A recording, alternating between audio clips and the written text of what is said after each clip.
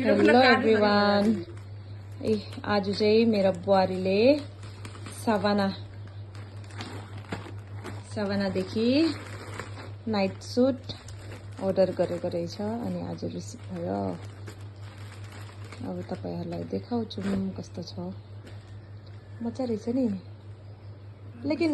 लेकिन विन्टर यो त विन्टरको लागि राम्रो हुन्छ नि। कुन त पातलाको त नि पातला त छ नि त, यो अलिक पोल्ने वाला कपडा हो नि त। थाहै छैन, सस्तोमा पाए मगायो भने त नि। कति हो प्राइस? 650।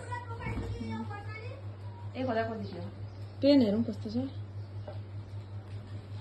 मजा छ नि, यस्तो राम्रो छ। मिलाउ न मिलाउ। नाइस। मजा। राम्रो छ। ठिक्क हुन्छ होला। पेन लम्बा हुन्छ लाग्यो।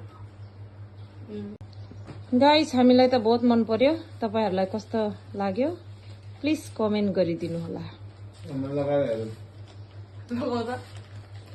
अरु एउटा सामान छ, यो चाहिँ फोन कभर।